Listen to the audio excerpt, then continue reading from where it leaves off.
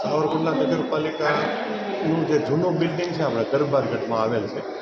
હવે સાવરકુંડલા નગરપાલિકાના લગભગ તમામ કર્મચારીઓ પ્રથમ જશોનાથ મહાદેવના દર્શન કરી અને ત્યારબાદ પોતાનું કામગીરી સંભાળતા એવી વર્ષોથી પરંપરા હતી.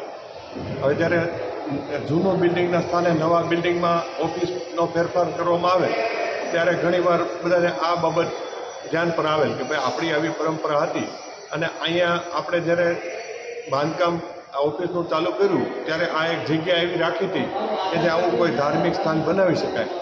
માટે છેલ્લે બધા કર્મચારીઓ ભેગા મળી અને 16/8/2022ના રોજ આ નવી ઓફિસમાં સાવરકુંડલા નગરપાલિકામાં જે જૂની ઓફિસમાં જે જશોનાથ મહાદેવ બિરાજમાન છે તેમના નામથી જ આ નવી ઓફિસમાં પણ જશોનાથ મહાદેવની મૂર્તિ બિરાજમાન પ્રતિષ્ઠા કરેલ છે. અને એ જે મૂળ એનું કારણ એવું કે જે વર્ષોથી પરંપરા છે એ જળવાઈ રહી અને સૌ કોઈ આવી ધાર્મિક ભાવનાથી જોડાયેલા હતા એટલે અહીંયા સ્થાપના કરવામાં આવેલ છે. 22ના રોજ આપણે સ્થાપના કરી મૂર્તિ પ્રતિષ્ઠા દિવસ 16/8/2022.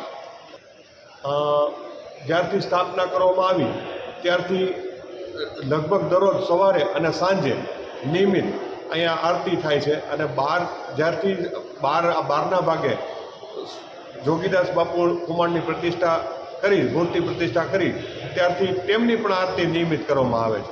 એટલે બંને જગ્યાએ આરતી નિયમિત થાય છે અને સાંજના સમયે ખાસ તો થાય. સમગ્ર જગતનું કલ્યાણ કરનાર દેવાધિદેવ મહાદેવ ભગવાન ભોળાનાથનો ભક્તિ અને આરાધના માટેનો અતિ પવિત્ર એવો શ્રાવણ માસ અને શ્રાવણ માસ દરમિયાન આજરોજ સાવરકુંડલા નગરપાલિકામાં સ્થાપિત શ્રી જશોનાથ મહાદેવના સાનિધ્યમાં તમામ કર્મચારી મિત્રો દ્વારા આજે બપોરના રોજ મહાઆરતીનું આયોજન કરવામાં આવેલું હતું, જેમાં નગરપાલિકાના તમામ પદાધિકારીઓ અને તમામ કર્મચારીશ્રીઓ હર્ષોલ્લાસથી જોડાયેલા હતા અને ભક્તિભાવ સાથે આરતી સંપન્ન કરવામાં આવી હતી. જય જશોનાથ મહાદેવ.